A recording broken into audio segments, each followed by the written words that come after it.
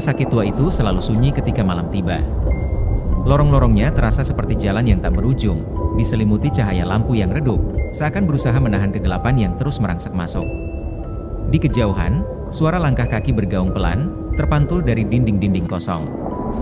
Di tempat ini, waktu seolah melambat, setiap detik terasa lebih panjang dari biasanya. Hanya suara mesin medis yang bekerja di kejauhan mengingatkan bahwa kehidupan masih terus berdenyut di balik dinding kamar-kamar yang dingin. Dokter Nadia melangkah dengan tenang menyusuri lorong yang sepi.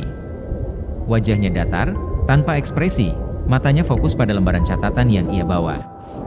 Sebagai seorang psikiater yang sudah lama menangani pasien dengan gangguan jiwa, Nadia dikenal karena ketenangannya. Usianya pertengahan 30-an, penuh percaya diri dan logika, terlatih untuk selalu mencari jawaban yang bisa dijelaskan oleh ilmu pengetahuan. Namun, malam itu, ada sesuatu yang mengganggu. Rumah sakit ini berbeda dari yang pernah ia tangani sebelumnya. Terasa tua, seolah menyimpan cerita-cerita lama yang belum terungkap. Ia baru beberapa minggu bekerja di sini, tetapi rasa aneh itu terus menghantuinya, perasaan bahwa ada yang salah, sesuatu yang bersembunyi di antara bayangan. Nadia menuju ruang terapi, di mana Arman, pasien barunya, sudah menunggu. Arman, pria berusia 40-an, tampak pucat dan kelelahan. Lingkaran hitam di bawah matanya menunjukkan malam-malam tanpa tidur yang terus menghantuinya. Sudah beberapa bulan ia dirawat di rumah sakit ini, namun kondisinya tidak kunjung membaik. Kecemasan ekstrim membuat tubuhnya kurus, suaranya parau, dan gerak-geriknya gelisah. Nadia duduk di seberang Arman, dia menunggunya bicara. Arman hanya menunduk, tangan gemetar di pangkuannya. Saat akhirnya ia mulai berbicara, suaranya bergetar, pelan tapi pasti. Sosok itu. Arman memulai, hampir berbisik.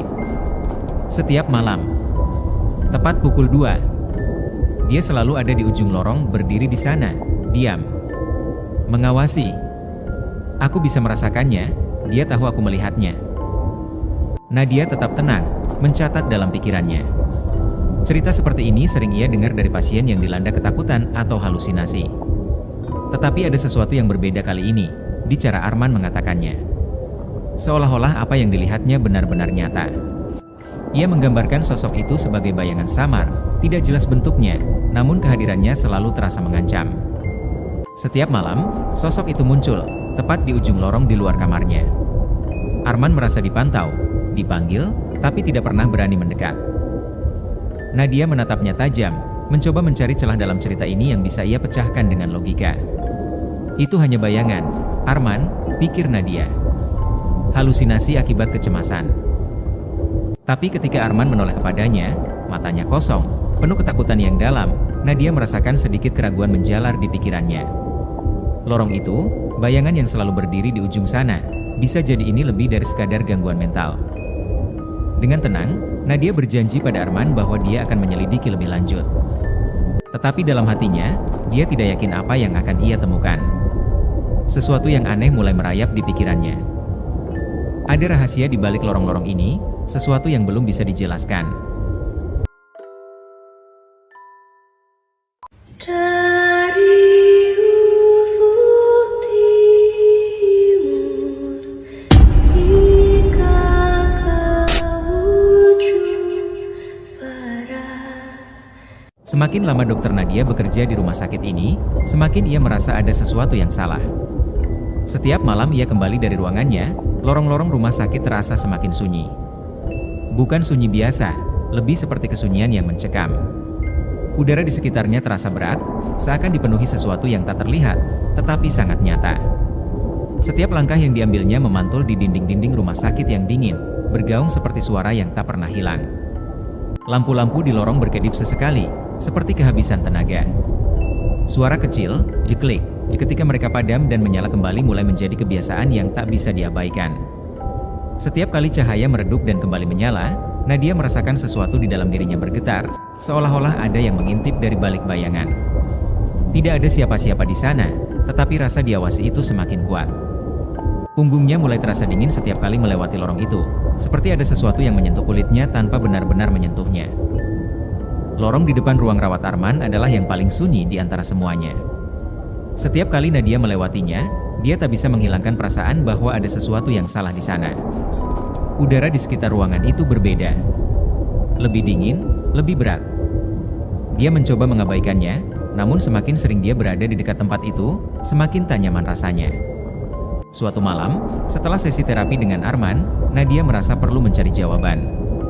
Dia mulai bertanya pada perawat-perawat yang sudah lama bekerja di rumah sakit ini. Mereka menganggap pertanyaannya tentang Arman biasa saja pada awalnya. Arman adalah pasien dengan gangguan kecemasan berat, wajar jika dia melihat sesuatu yang tak ada. Begitu banyak pasien di tempat ini yang mengalami hal serupa, halusinasi, ketakutan yang tidak bisa dijelaskan.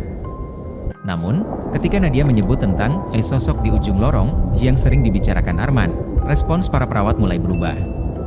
Ekspresi mereka sedikit kaku, seolah-olah topi ini adalah sesuatu yang seharusnya tak perlu diangkat. Salah satu perawat menatap Nadia dengan raut wajah yang cemas, dan akhirnya membuka mulut. Ada beberapa pasien lain yang pernah mengeluh tentang hal yang sama. Gumamnya pelan, suaranya hampir tenggelam dalam kesunyian rumah sakit. Tapi kami selalu berpikir itu hanya efek obat atau trauma. Mereka semua memiliki masalah psikologis, bukan? Tentu saja mereka akan melihat hal-hal seperti itu. Kata-kata itu membuat Nadia berpikir, jika hanya satu pasien yang mengalami ini, mungkin bisa diabaikan sebagai halusinasi. Tetapi jika ada lebih dari satu, apakah mungkin ada sesuatu yang lebih dalam? Sesuatu yang tersembunyi di balik dinding-dinding tua rumah sakit ini, sesuatu yang tidak bisa dijelaskan hanya dengan logika medis? Setiap malam, saat Nadia melewati lorong yang sunyi itu, pikirannya terus dihantui oleh cerita-cerita yang dia dengar. Semakin dia mencoba mencari penjelasan logis, semakin besar rasa tidak nyaman itu. Cahaya yang berkedip, suara mesin medis yang berdenyut pelan, langkah-langkah yang seolah menggema dari tempat yang jauh, padahal tidak ada siapapun di sana. Rasa takut mulai merayap, meski Nadia mencoba mengabaikannya. Rasa dingin yang ia rasakan di punggung setiap kali melewati lorong Arman semakin kuat. Ada sesuatu di sana, dia bisa merasakannya. Mungkin hanya di ujung mata, hanya terlihat saat dia tidak benar-benar melihat. Tapi setiap kali dia menoleh, hanya bayangan kosong yang menyambutnya. Apapun itu, ada sesuatu yang bersembunyi di tempat ini. Dan semakin lama Nadia berada di sini, semakin dekat dia dengan rahasia yang seharusnya tidak pernah ia ketahui. Malam semakin larut. Dokter Nadia duduk di mejanya, tenggelam dalam tumpukan catatan pasien yang tampaknya tidak pernah habis. Cahaya lampu meja yang redup menjadi satu-satunya penerang di ruangan itu, sementara lorong di luar semakin gelap. Rumah sakit mulai sepi, tak ada suara kecuali dengungan alat medis dan sesekali langkah kaki perawat yang mondar-mandir di kejauhan. Nadia menghela napas panjang, merasa lelah, namun dia tahu pekerjaannya belum selesai. Saat tangannya sibuk menulis, sesuatu mengganggu sudut matanya. Sebuah bayangan, samar, terlihat di ujung lorong yang gelap. Dia berhenti sejenak, menoleh perlahan. Jantungnya berdetak sedikit lebih cepat dari biasanya. Di sana, di ujung lorong itu, ada sesuatu, atau seseorang. Hanya sekilas, mungkin hanya bayangan, tapi Nadia yakin dia melihatnya. Dia memfokuskan pandangannya, matanya menyipit untuk menembus kegelapan. Namun, tidak ada apa-apa.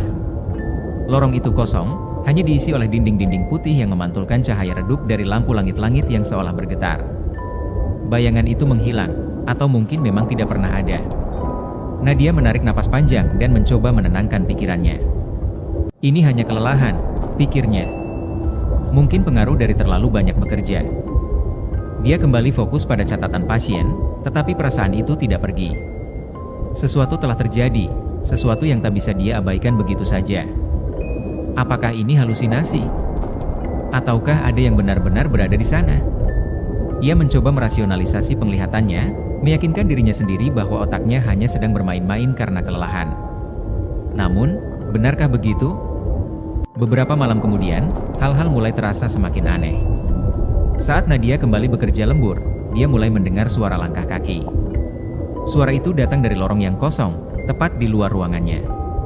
Awalnya, langkah itu pelan dan berjarak jauh, seperti langkah seseorang yang tidak terburu-buru. Tapi semakin lama, suara itu semakin mendekat. Nadia menoleh ke arah pintu, telinganya terjaga, mencoba mendengarkan lebih baik. Langkah-langkah itu berhenti sejenak, seolah-olah orang yang berjalan itu juga berhenti untuk mendengarkan.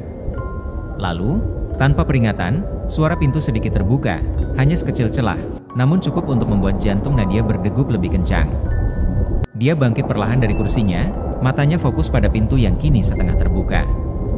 Ada rasa tidak nyaman yang merayap di punggungnya, perasaan bahwa seseorang atau sesuatu sedang mengawasinya.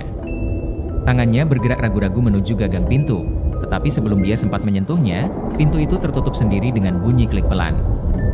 Hanya angin, pikir Nadia. Hanya angin yang menggerakkan pintu itu. Namun, perasaan bahwa ada sesuatu di luar sana tidak mau pergi. Di malam yang lain, saat suasana sunyi semakin menekan, Nadia mulai mendengar bisikan. Bukan suara keras, tapi suara yang sangat halus, hampir seperti desiran angin yang berbisik di telinganya. Namun, kata-katanya tak bisa dipahami, hanya serangkaian suara yang terasa aneh dan tidak teratur. Setiap kali dia mencoba untuk mendengarkan lebih jelas, suara itu menghilang, seperti sengaja menjauh. Bisikan itu muncul dari arah yang tidak jelas, terkadang dari lorong yang gelap, terkadang dari sudut ruangan, tapi selalu hadir ketika dia sendirian. Nadia mulai meragukan persepsinya. Apakah ini semua nyata? Apakah ini efek dari kelelahan? Atau mungkin, hanya mungkin, ada sesuatu yang lain di rumah sakit ini. Sesuatu yang tidak bisa dijelaskan oleh logika? Seiring waktu, ketegangan semakin menumpuk. Setiap suara, setiap bayangan, setiap kedipan lampu membuatnya semakin waspada. Malam-malam berikutnya, Nadia mulai merasa bahwa dia tidak sendirian. Lorong-lorong rumah sakit yang tadinya hanya sunyi kini terasa menekan, seolah-olah ada mata yang selalu mengawasi dari kejauhan. Sesuatu berada di sana, di balik kegelapan, menunggu saat yang tepat untuk muncul. Perasaan itu terus tumbuh, merayap masuk ke dalam pikirannya, hingga akhirnya Nadia tak bisa lagi membedakan mana yang nyata dan mana yang hanya ada di dalam pikirannya. Dokter Nadia merasa dunianya mulai terurai. Setiap malam, dia merasakan sesuatu yang lebih dari sekadar kelelahan. Bayangan samar di ujung lorong yang sebelumnya dia pikir hanya hayalan kini semakin sering muncul. Ada rasa dingin setiap kali dia berjalan melewati lorong-lorong rumah sakit yang gelap, seolah-olah sesuatu sedang bersembunyi, menunggu. Arman semakin putus asa. Setiap kali dokter Nadia melihatnya, ia tampak semakin pucat, semakin tertekan.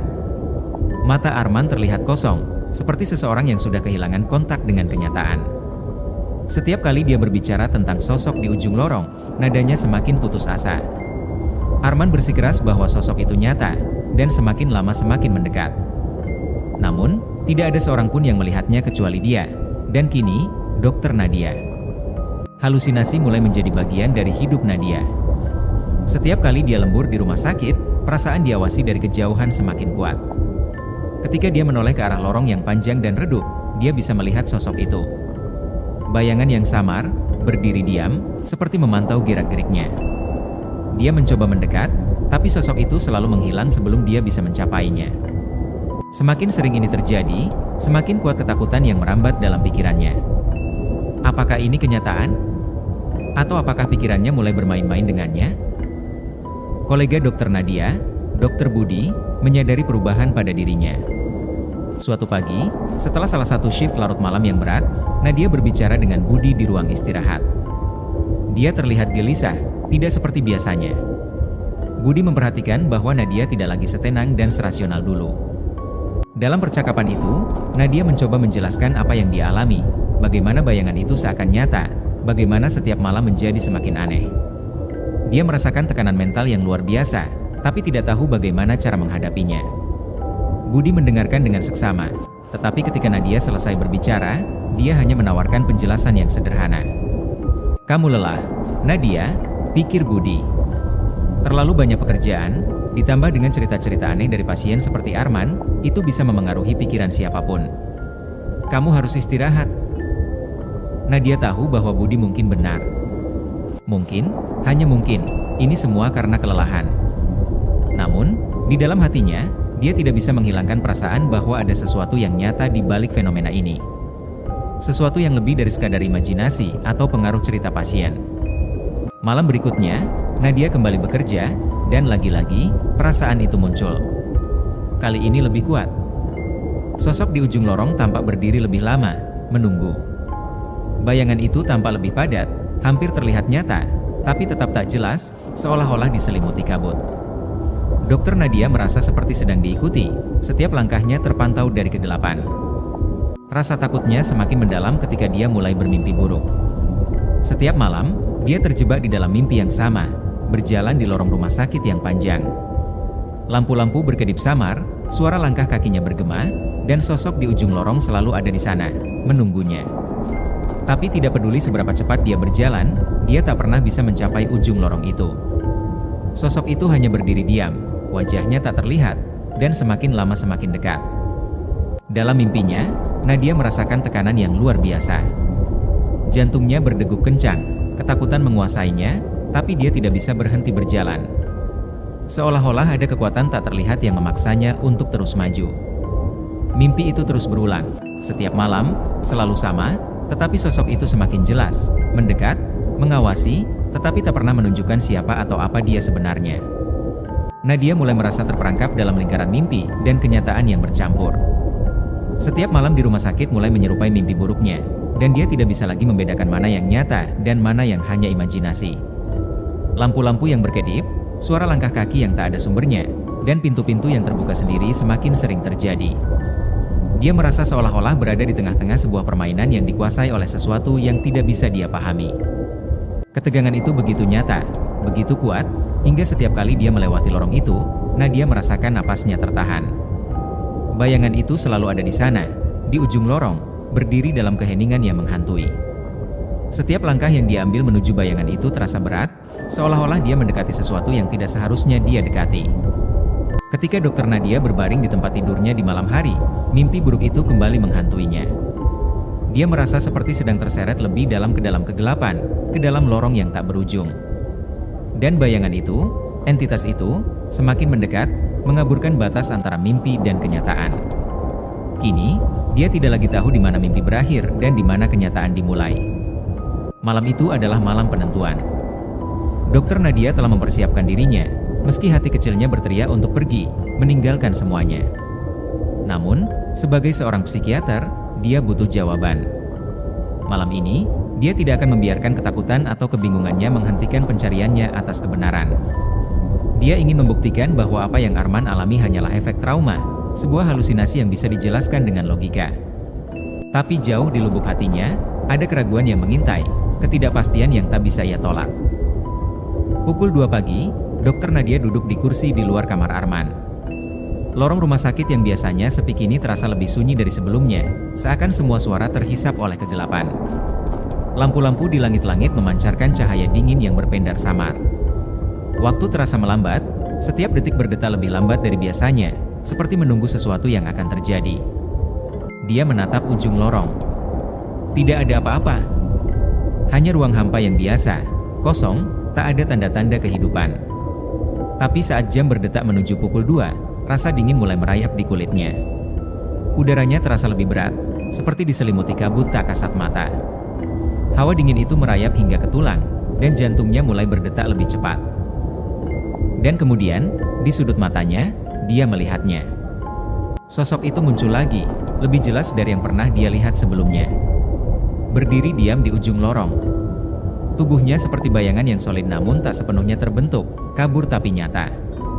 Sosok itu tampak lebih nyata malam ini, tidak lagi samar seperti sebelumnya. Dia menatap lurus ke arah Dokter Nadia, matanya, atau apapun itu, menyala dengan kegelapan yang tak bisa dijelaskan. Dokter Nadia berusaha mengatur napasnya. Ini hanya imajinasi, pikirnya. Ini semua hasil dari kelelahan dan tekanan pekerjaan. Namun, saat dia mencoba menenangkan pikirannya, perasaan takut itu semakin kuat, menjalar ke seluruh tubuhnya. Setiap detik yang berlalu terasa semakin lama, dan sosok itu hanya berdiri di sana, tidak bergerak. Seperti sedang menunggu. Dokter Nadia berdiri, kaki-kakinya terasa lemas, tapi dia tahu dia harus mendekati sosok itu. Ini kesempatan untuk membuktikan bahwa apa yang dilihat Arman, dan kini dia, bukan sesuatu yang nyata. Dia melangkah maju, 1 langkah, 2 langkah. Setiap langkah yang dia ambil membuat sosok itu tampak lebih dekat, meskipun anehnya, sosok itu tidak bergerak. Itu tidak masuk akal. Nadia berhenti sejenak, menatap lurus ke arah sosok itu. Sosok itu semakin jelas. Tubuhnya semakin padat, meski wajahnya masih tidak bisa dikenali, tertutup oleh bayangan. Tapi ada sesuatu di sana, sesuatu yang mengintip balik ke dalam jiwanya. Ketika Nadia melangkah lebih dekat, rasa dingin semakin menusuk, seolah-olah kegelapan di sekitarnya ikut menyerap segala kehangatan. Kemudian, tanpa peringatan, lampu di lorong mulai berkedip. Nadia terdiam, napasnya semakin cepat. Lampu-lampu itu berkelap-kelip, cahayanya makin redup, sampai akhirnya semuanya padam. Gelap. Kegelapan total. Nadia berdiri terpaku. Di tengah kegelapan, tidak ada apa-apa kecuali keheningan yang membingungkan. Tapi dia bisa merasakan kehadiran itu, semakin dekat, semakin nyata. Ada sesuatu yang berada di dekatnya, sesuatu yang tidak seharusnya ada. Tubuhnya terasa kaku, tidak bisa bergerak, dan jantungnya berdetak kencang seperti genderang yang tak henti-hentinya. Di tengah kegelapan, Nadia merasakan hembusan napas yang berat di belakangnya. Napas yang lembut tapi jelas terdengar, menggetarkan udara di sekitar lehernya. Bulir-bulir keringat mulai menetes di keningnya, sementara rasa takut yang tak tertahankan melumpuhkan seluruh tubuhnya. Tapi ketika dia memberanikan diri untuk menoleh, berharap menemukan penjelasan rasional, tidak ada apa-apa. Kegelapan itu masih mengelilinginya, dan napas itu hilang. Dokter Nadia berusaha menenangkan dirinya, mencoba menarik napas panjang. Dia tahu dia harus bergerak, harus lari, tapi kakinya terasa seolah-olah terjebak di lantai. Tidak ada suara, tidak ada sosok, tapi kehadiran itu masih ada, menyelimuti setiap inci ruang di sekitarnya. Beberapa detik yang terasa seperti selamanya berlalu. Lalu, tiba-tiba, lampu-lampu di lorong menyala kembali, dengan satu kilatan cahaya yang menyilaukan. Lorong terlihat normal, kosong seperti biasa, seolah-olah tidak ada apa-apa yang pernah terjadi. Namun, Nadia tahu bahwa malam ini telah mengubah sesuatu dalam dirinya. Sesuatu yang tak terlihat, yang tak bisa dijelaskan dengan kata-kata, telah menyentuhnya. Dan meskipun lorong itu sekarang terang benderang, Nadia merasa bahwa kegelapan itu masih ada, di suatu tempat, menunggu. Apa yang barusan dia lihat? Dan apakah dia benar-benar aman sekarang? Dokter Nadia menarik napas dalam-dalam, mencoba menenangkan pikirannya. Tapi di dalam hatinya, dia tahu bahwa apapun itu, hal yang mengintai di ujung lorong, tidak akan berhenti di sini. Esok paginya, Dokter Nadia terbangun dengan perasaan yang tidak karuan. Kepalanya berdenyut, pikirannya buram, dan tubuhnya terasa berat, seakan-akan dia baru saja keluar dari mimpi buruk yang tidak bisa diingat dengan jelas. Dia mencoba mengingat apa yang terjadi malam sebelumnya. Sosok di lorong, kegelapan yang menyelimutinya, dan perasaan dingin yang menyerangnya. Tapi saat mencoba merangkai kembali semua itu, ada sesuatu yang hilang. Dia tidak bisa mengingat bagaimana dia keluar dari lorong itu. Tidak ada transisi, tidak ada ingatan tentang langkah-langkah terakhirnya. Hanya ada kekosongan. Dokter Nadia duduk di tempat tidurnya, merasakan kejanggalan yang terus menghantuinya. Dia merasa terputus dari realitas, seolah-olah ada bagian dari dirinya yang tidak lagi selaras dengan dunia di sekitarnya. Apakah itu hanya mimpi? Apakah pikirannya mulai terkikis oleh rasa takut dan tekanan? Dengan pikiran yang kacau, Dokter Nadia memutuskan untuk kembali ke rumah sakit dan menemui Arman. Dia merasa perlu memastikan bahwa apa yang dia lihat malam itu benar-benar nyata. Sesuatu di dalam dirinya ingin berbicara dengan Arman, berharap menemukan jawaban atas apa yang terjadi di lorong. Sesampainya di rumah sakit, dia berjalan cepat menuju kamar Arman. Tapi saat dia tiba di sana, ruangan itu kosong. Tempat tidur terlipat rapi, tidak ada tanda-tanda bahwa ada seseorang yang pernah berada di sana. Dokter Nadia berdiri mematung di ambang pintu, merasakan ketidaknyamanan yang mulai merambat ke seluruh tubuhnya. Dia mencari perawat yang biasa menjaga Arman, tapi mereka tidak tahu apa-apa. Mereka mengatakan bahwa tidak ada pasien bernama Arman yang pernah dirawat di situ. Dokter Nadia merasa semakin disorientasi. Bagaimana bisa? Dia baru saja bertemu Arman beberapa hari yang lalu. Dia ingat dengan jelas percakapan mereka, kegelisahan Arman, dan ceritanya tentang sosok di lorong. Tapi sekarang semua itu terasa menguap begitu saja, seperti bayangan samar yang ditelan kegelapan. Ketika Dokter Nadia memeriksa catatan pasien, tidak ada satupun yang mencantumkan nama Arman. Semua jejak yang menghubungkan dia dengan pasien itu hilang. Tidak ada catatan medis, tidak ada rekam jejak, tidak ada bukti bahwa Arman pernah ada. Hati Nadia mulai berdebar lebih cepat. Dia merasa seolah-olah terjebak dalam mimpi buruk yang tak bisa dihentikan, kenyataan yang tiba-tiba memutarbalikkan segalanya. Penuh dengan kebingungan, dia mendekati seorang perawat senior yang sudah lama bekerja di rumah sakit itu, berharap menemukan penjelasan. Perawat itu mendengarkan cerita Dokter Nadia dengan tenang, tapi ekspresi wajahnya berubah suram saat mendengar nama Arman dan tentang lorong itu. Beberapa tahun yang lalu, kata perawat itu pelan, suaranya hampir berbisik, ada seorang dokter di rumah sakit ini yang mengalami hal serupa. dia melihat sesuatu di lorong. Sesuatu yang hanya muncul di tengah malam. Dia mulai terobsesi dengan sosok itu, seperti yang Anda ceritakan. Dokter Nadia mendengarkan dengan perasaan yang semakin tak nyaman. Ada sesuatu di nada suara perawat itu yang membuatnya merinding. Dokter itu, lanjut perawat senior, dia tidak pernah kembali dari lorong itu. Suatu malam, dia ditemukan meninggal. Dia jatuh di lorong yang sama.